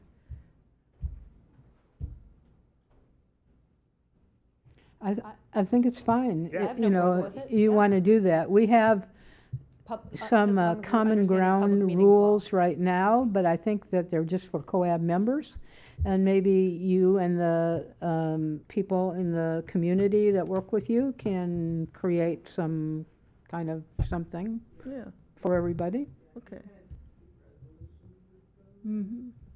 Okay. I'm seeing some upticks about that. Good. Yeah, I think, yeah, just to throw out there, what I was trying to say before was that just as long as public meeting law, you know, if, when we're disassociated from COCL, then we can be able to set up a work group and we can run it and we can all be involved, and I'm happy to support that. But I can start working on it now, no?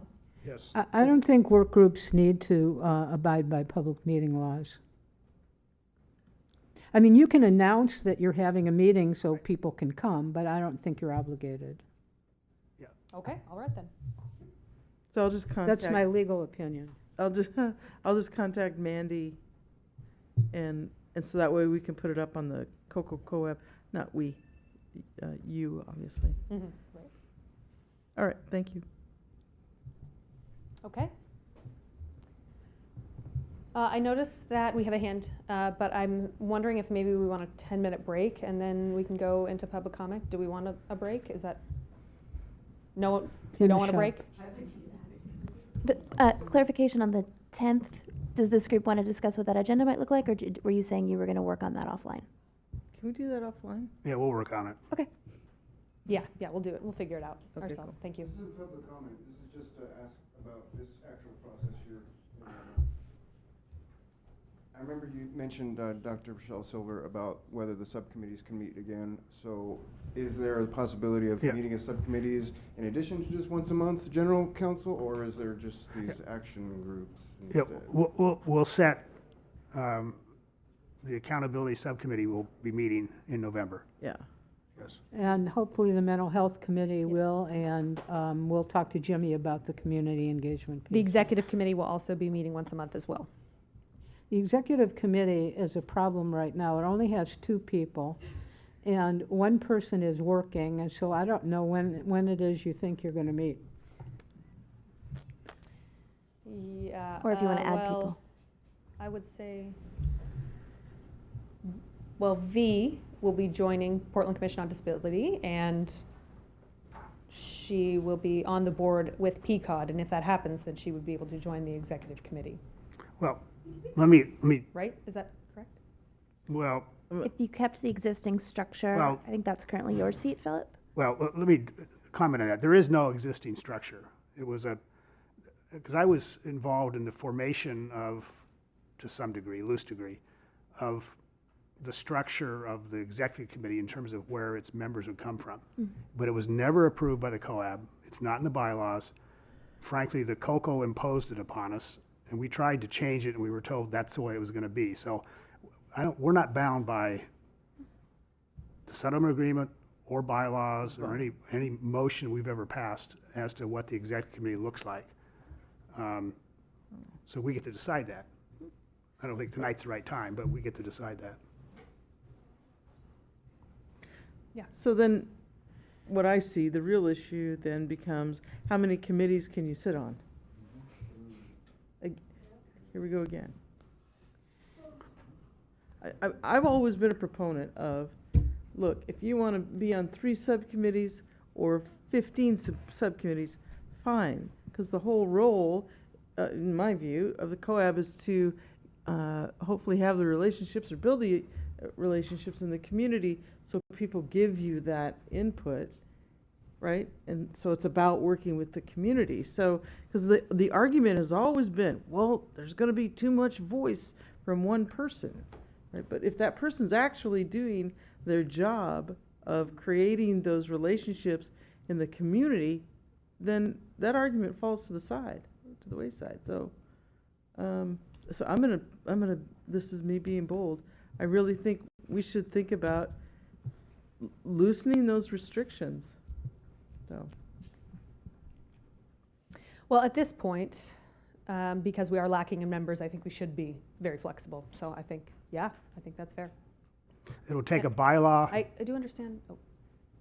I think that what were you saying about the bylaws, Tom? It'll take a bylaw change with notice, so I would suggest that we put something together to then have it on the agenda and that we can discuss and vote on it. And given the quorum change, you may want to consider a 3-member executive committee so you don't run into a full COAB quorum issue. Mm-hmm. I don't know if we have the 5-member part written anywhere in bylaws. I can't recall. No. No. Yeah, I think 3. Good point, though. I think yeah, 3. Relevant. Okay, well, start an email chain about that then, to put that on the agenda. Yeah. Yeah, that sounds good. Any more comments from the general community, from the public? Now, I guess now it's free. Talk shit, whatever you want to do. Come on, you're welcome to come up. I move to adjourn. Wait. Okay. Okay, Yeah. yeah. After community talks. We can adjourn. Yeah, I guess. I'm sorry, Dan. Give them a chance to talk. So here's the thing. I spent 20 plus hours reading and analyzing the COCL's report. I'm not going to spend a lot of time reading through this. For those of you who weren't at Judge Simon's courtroom, one of the things that I noted is that the committees that have the least public access get listened to the most. The BHU Advisory Council, or committee, has made a number of recommendations to the Bureau that have been accepted and have had feedback and have been implemented. Whereas, as you know, you've had maybe 1 or 2 recommendations considered, and you're not even sure how much what you said went in there. As you move forward, I think the mental health subcommittee of this group should demand that the BHU advisory people come here with their recommendations for public input before they vote on them and pass them on to the Bureau. Because there's no public input. We have no idea, it's great that the Bureau is listening to some community members, but we don't know what they're saying.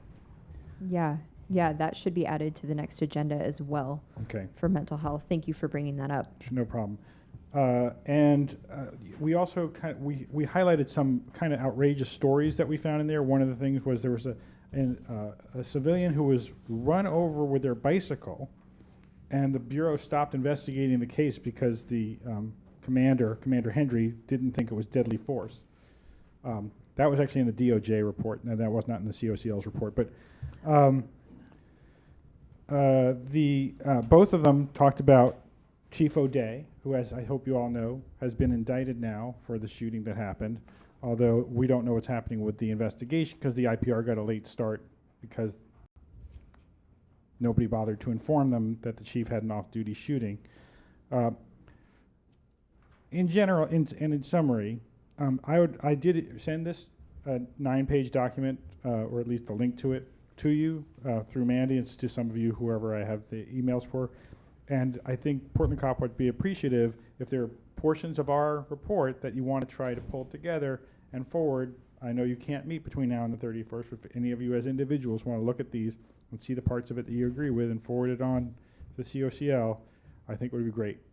And also, we got into a back and forth last night with the COCL about when you made your recommendations about which paragraphs needed better findings or ratings. And I made the point that he was the chair of your group. If he didn't understand what you wanted, he could have come back and asked you what you meant by it. Yeah.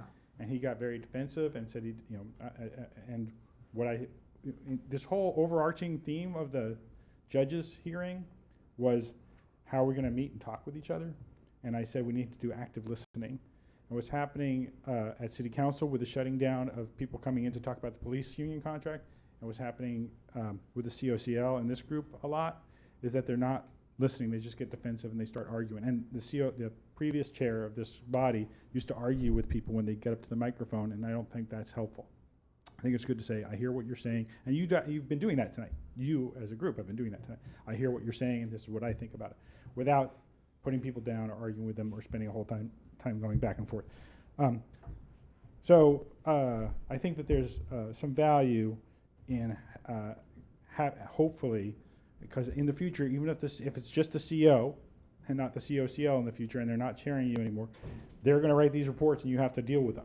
And it'd be useful to have that kind of relationship where if you say these are the paragraphs that have the wrong ratings, that he should come back to you and say, what did you mean by that? Okay, so thank you very much.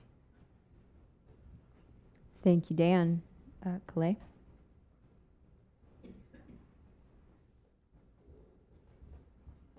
This is up on our website. The city of Portland made a big issue about how this city was going to make history.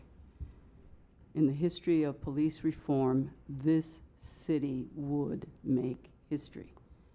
And that got the attention of the entire nation. So at the NACOL conference, the subject of Portland came up many times. So there is a lot of interest out there among professionals who actually do accountability and advocate accountability. And I can assure you that NACOL is looking at whether this part of the project, the COAB part of the project, succeeds or fails. In the place that I come from, if I'm a teacher and my student fails, it's my fault.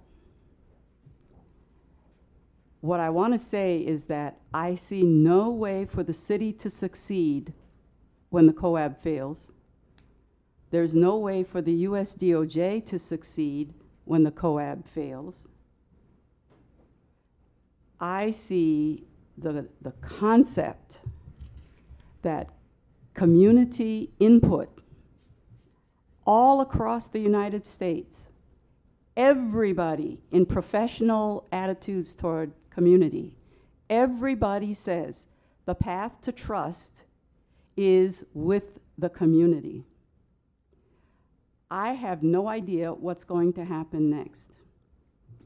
There's a part of me that doesn't even care, for the reason Vianney was talking about. This has drained so much energy from Ted and me to kind of replace real life. We've been going to so many meetings, and we have been watching citizens be systematically stifled, squelched, disrespected, unheard. Yeah. So the main thing that I really want to say to everybody in this room is that the city of Portland, if it fails you, if it flunks you and drives you out of the settlement agreement, the whole agreement fails. So I do not know where you go after failure.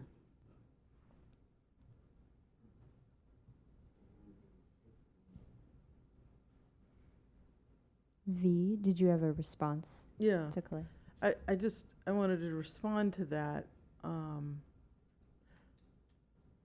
You know, so many times when people are in conflict, if you really want to resolve a problem, number one, you show up to the table and you engage like what Dan was talking about with active listening. Validate the other person. Maybe you mirror, maybe there's specific skills that you use. But the idea is that you're building relationships. And, Philip and I kind of had a conversation over the Twitter. It's like, if you refuse to have a relationship with people, then that's where the broken downedness happens, and that's where the story stops. And it's up to other people to pick up those remnant notions of community and make meaning. But making that meaning happens in the space between people, right? And there's a wisdom that comes along with that requires some space, I'm glad that you and Ted are still here. I am. I mean, there were times when I didn't want to come to a meeting because I was just tired of all of the constraining forces that were being acted upon me. And I would think, well, Clay's going, I wonder what color hat she's going to wear this time. Whatever. I mean, I had to motivate myself to come and to create that meaning so that I would come. But we have to continue to show up. That's my point, Clay. So. Thank you, V, for your comment. That was touching. Did you want to say something? Come on up.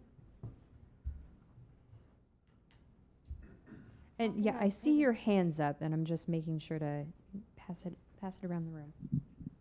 My name is Shelley Hall, and it's hard to talk. When you don't get mental health services after your son dies by cops' hands, it'll be 5 years on January 25th that my son was shot. I don't get help through mental health. People should, if you're a victim, you should have an attorney for free. If you're a family member that don't have the money, can't even have their kid back, my life is gone. I have a daughter and a grandson. That's all I have.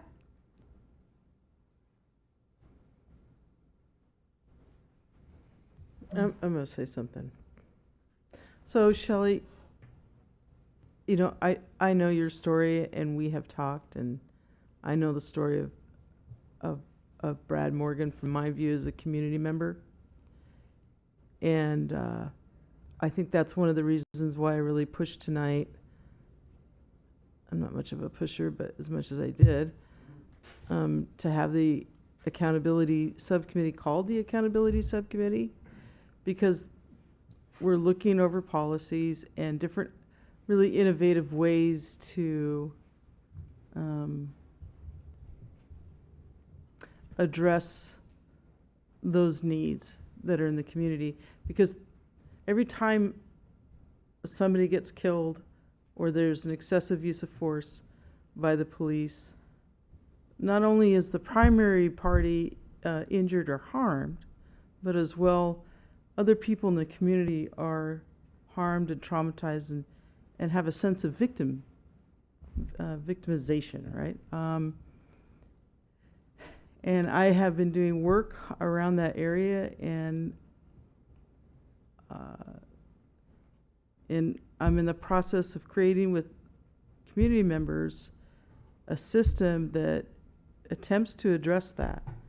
And that's why I asked for your information earlier, because I'm going to be reaching out to you, and I want your input about possible ways to have those harms addressed. Because right now, everybody in this room, I more or less knows that all of the laws and the exceptions and the discretionary powers don't allow for any sort of substantive redress from community members. Yet the fact remains, people are still hurt, right? 5 years. So there has got to be a way to address those needs. It may not be in the criminal justice arena, right? But there are other avenues. So I will be contacting you, okay? Thank you for your courage to come up and talk. Thank you. Thank you for that, V. Luke Skywalker. Did I see your hand? Oh, once you're finished, we can hand it off to Joe. I have a number of things. Number one is an update, because I did sign up for an action item last time. What you're talking about, Dan and V, about connectivity and availability and active listening, we learn in peer support training.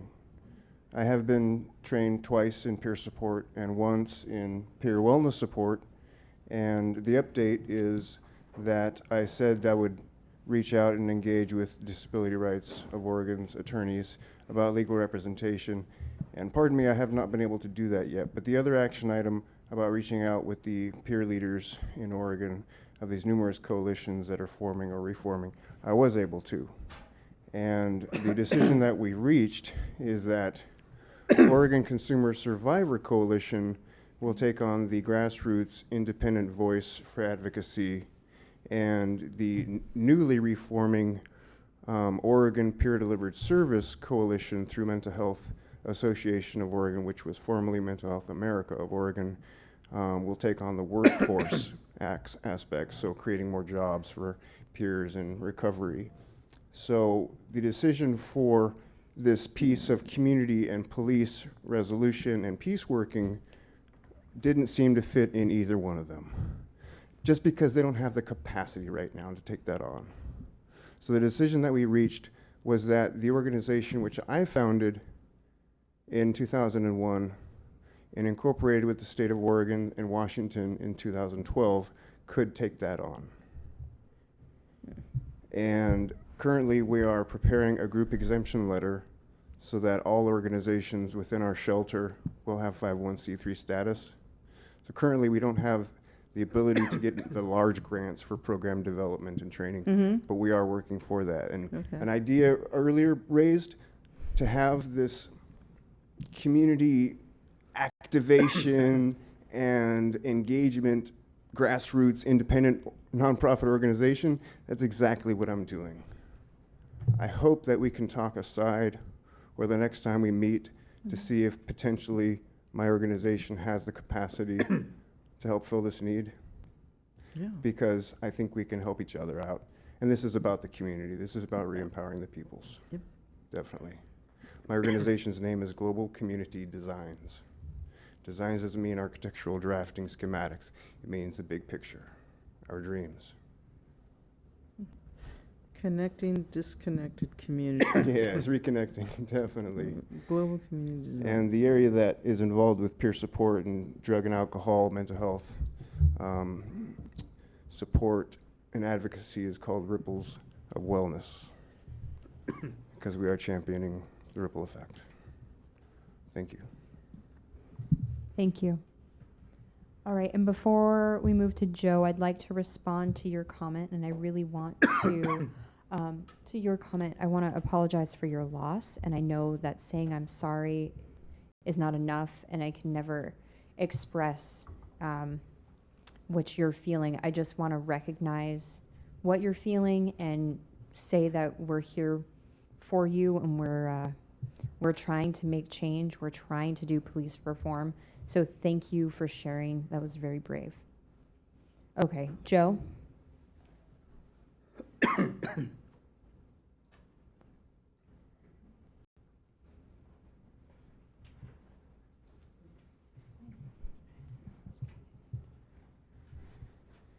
I don't do this very often, but thank all of you for your service. Mostly I'm involved in the battle, and I forget to say that. So thank you for working so hard and hanging in. This is a very traumatic time for all of us. And there's a lot of confusion going around. One of the reasons you didn't have a demonstration here today is you treated everybody as human beings. You treated everybody as important. You listened to everybody's comments. Whether you agreed or disagreed is irrelevant. If you listen, normally you will not have a huge demonstration or an interruption. All right? The interruptions, if you want to understand from somebody who does them, the reason usually is there's nothing happening with my issue or somebody else's issue or a general issue. And whoever we're approaching respond to us as like children and they're the parents.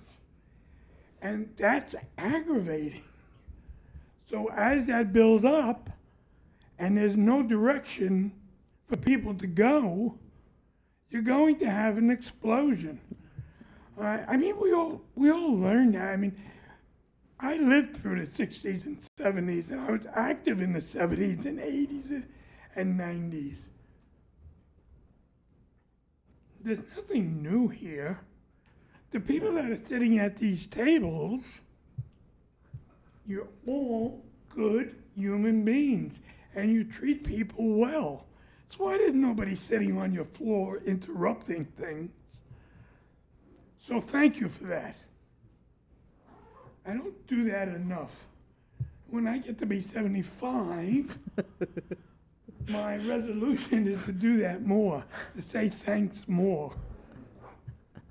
So I'm impressed with what you're doing. And I will try to say to people in the community, you should come to these meetings and talk to the people and let them know what you think.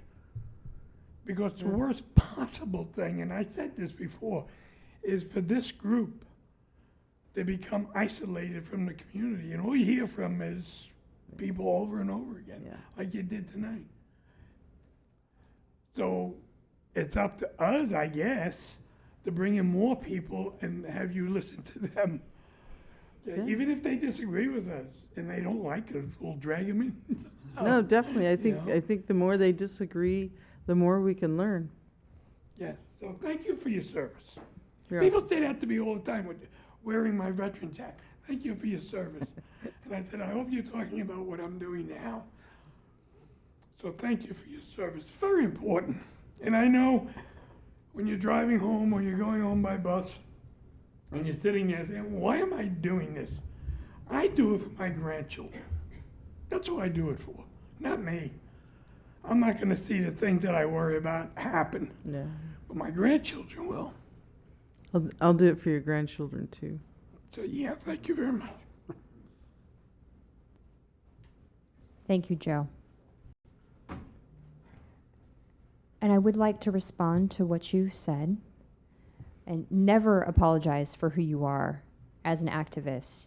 We value your activism, and your approach might be to cause some conflict or cause some interruptions, but I don't see that as a negative thing. I appreciate you standing up for your beliefs and speaking out. So never apologize for who you are. Keep it up. Thank you.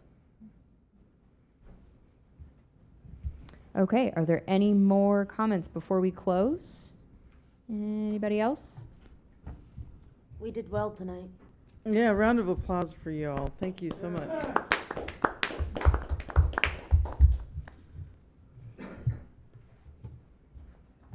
Okay. We done? Okay, who would like to make a motion to close the meeting? I second. I third it. Okay, we are Thank you, closed at Amy. 8:10. Yeah, right.